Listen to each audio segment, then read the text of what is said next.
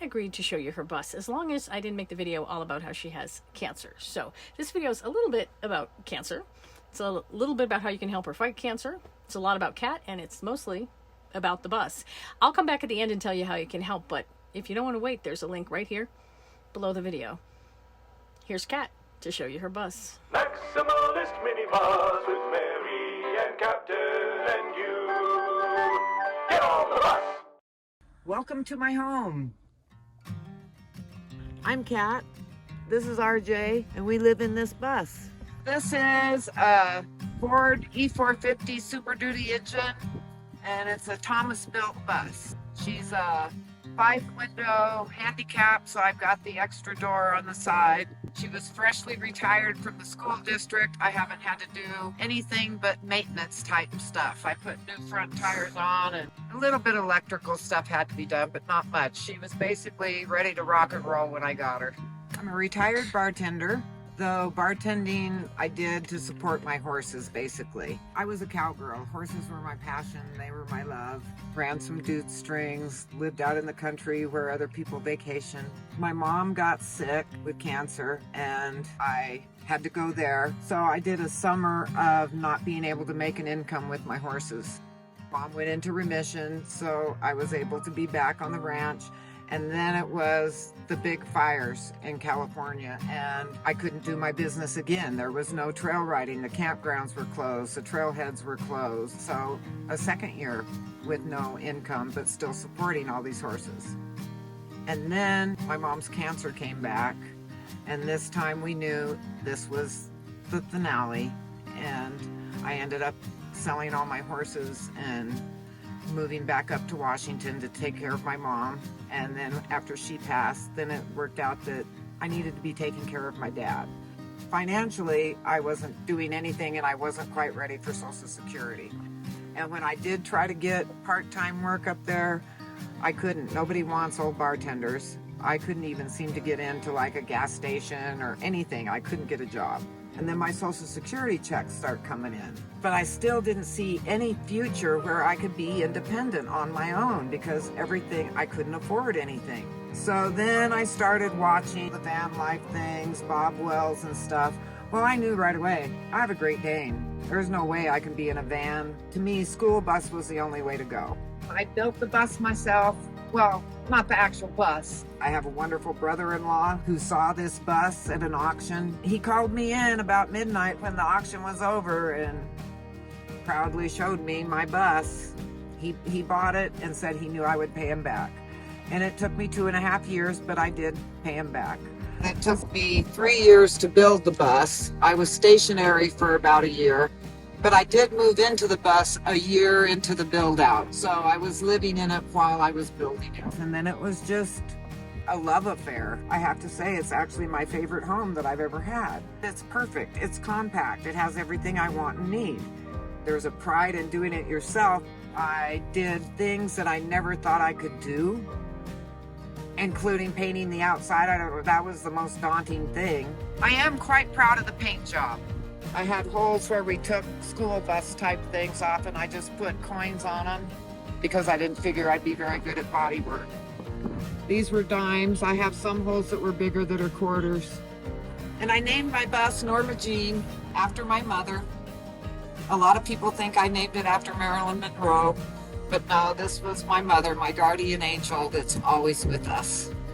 Living in my bus is normal for me. Certain practical things may be sacrificed, but it's totally worth it. I can live within my means, and I feel like I'm living pretty high on the hog, if you want to know the truth. We have a little upper level here because it's a handicap bus, so we're built above the wheel wells. So I have no wheel wells to build around or do anything. As long as we're at the floor, I just used plywood. It was much prettier and darker than this, but this has been on the floor now. We're going on our 5th year. So I'm going to refinish it. This desk I got on Marketplace for $35, and it's the one piece of furniture I didn't have to refinish, and I basically did everything else to sort of match the desk. I spend a lot of time at this desk. This just has a bungee cord that wraps around. Also, when I'm traveling, this power station goes down on the floor and slides in here. I just have my little butane single burner top. It does fine for me.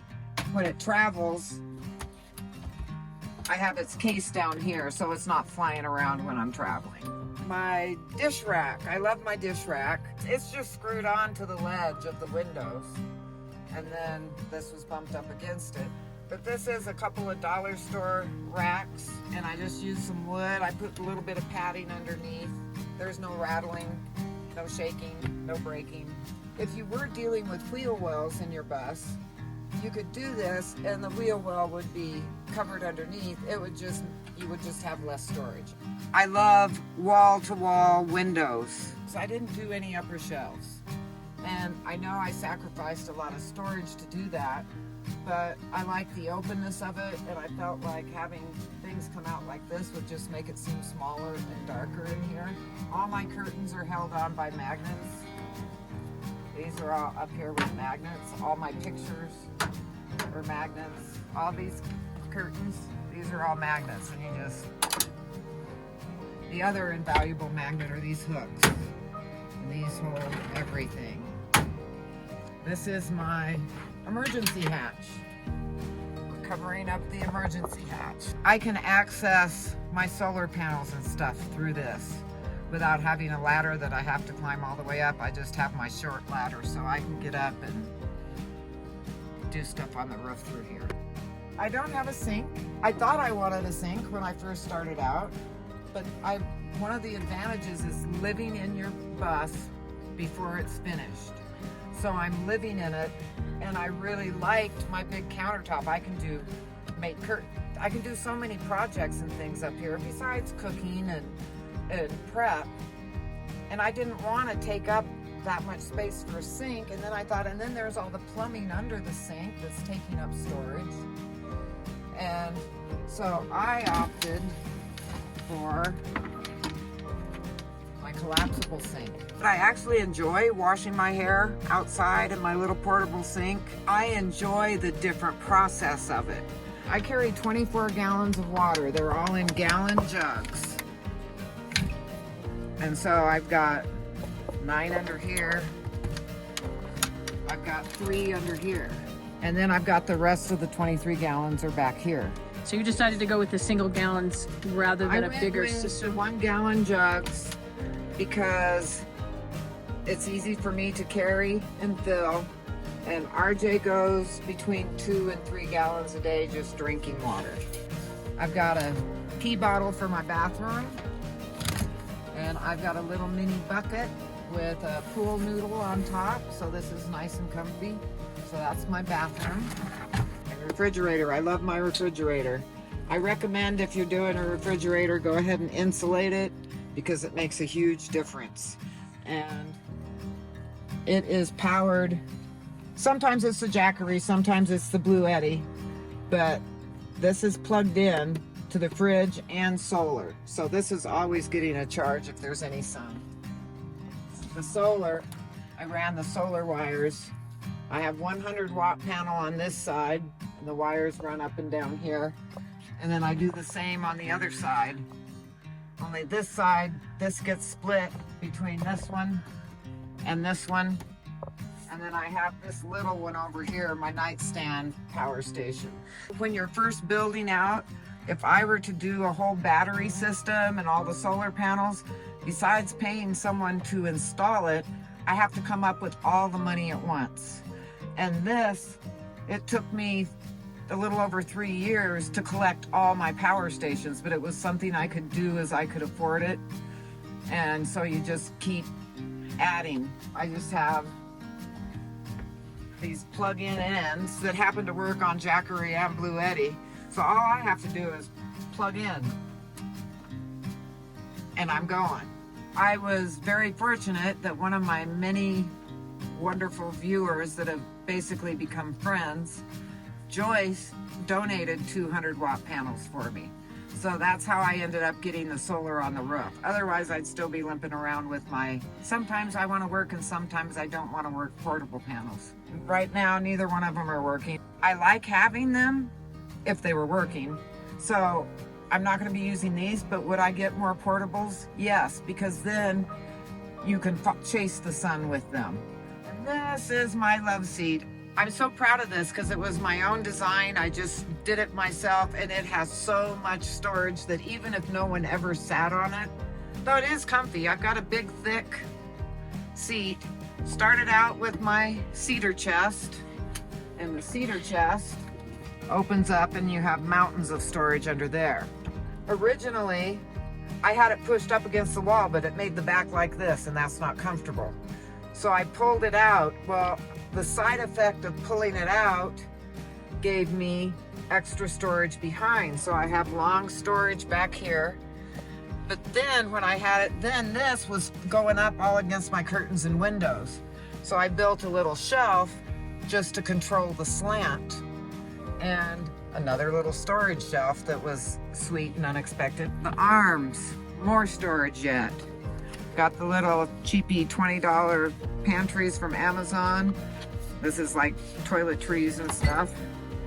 And then on this side, holds all my, and it's packed tight. Don't have to worry about this sliding out. I roll up all my jeans and leggings in here. So, mega storage. And you gotta admit it's cute too, right? We got some extra storage here, socks and underwear and miscellaneous. And then, underneath here, this is where my diesel heater sits. This is my diesel heater fuel tank. I have it on the door so that whenever I need to fill it, I open the door and I'm not pouring diesel inside the bus, I'm outside. And the pump is mounted on the inside. This is the little monitor, and then hanging right by my bed. So early in the morning, late at night when I'm cold, I just turn her on. And within 10 minutes, I can turn it off and the bus is toasty warm. And this is my closet. I didn't want to cover up any of my windows. I like the light. So I got this short piece, refinished it. It was Habitat for Humanity and it was really ugly. And I do extra cleaning supplies. One thing, this is sort of a good tip. I store my fabric softener sheets and my laundry soap in here, and it makes this smell really good, so your clothes always smell fresh, no matter how long they've been living in there. The bed. We spend most our time on this bed. I built it myself, and it is sturdy. There is no shake, no rattle, because I needed RJ up here. I used 2x4s to do the frame, but I also use 2x4s for slats underneath. That way I don't have to have any legs under here. This is all solid open storage. And then just the plywood bottom underneath. I do have a headboard. I started out with this cute little cast iron single bed, but the way the legs were and the underneath bars, there was no, you couldn't do hardly any storage. Plus it sat lower, so I kept the headboard though. My back door, I can get to all this back stuff without having to pull a bunch of stuff out in front of it. When your bed is here, you've got the door handles, and there was a little bit of space, and I didn't want them to get legs caught, and we didn't want to bump up against the hard door handle, so we basically just lined the whole edge with pillows. It started out financially necessary, but now I'm glad it was financially necessary, because now here I am, and this is the way I want to live out my golden years in my cute little bus with my wonderful giant dog. Every single place that we've gone and parked, I've loved it. It's a new, different backyard. There's different flowers, there's different trees, and everything is so different in each place. You're so much closer to nature. My backyard is the best backyard anywhere, and it changes however I want it to change. In a perfect world, I could always just stay in my bus through this whole thing. But now that I've got cancer, some things have changed. There's been times where I do need to stay in a motel, and I do need to be close where the surgery is, and then I needed a day or two after surgery to recoup before returning to camp. Even though I'm on a rough road with cancer, I still love this lifestyle. I love that I'm where I'm at. I love this bus and the wonderful friends that I have met out here. And I have to say, nomads are a special breed. It's like we know how much we have in common, which is a lot more than we have not in common if you just split it apart by religion or politics. It's a good world out here. It is a good world out here, and you can be part of it. You can be one of the good guys just by clicking the link that's right under the video, donating a couple bucks, a lot of bucks, to help Kat fight cancer. You can also check out her channel, Cat and Dogs on Wheels, where she goes into a lot more detail about how she built the bus. So, thanks for watching. Thanks for giving. Thanks for being here. Love is kind.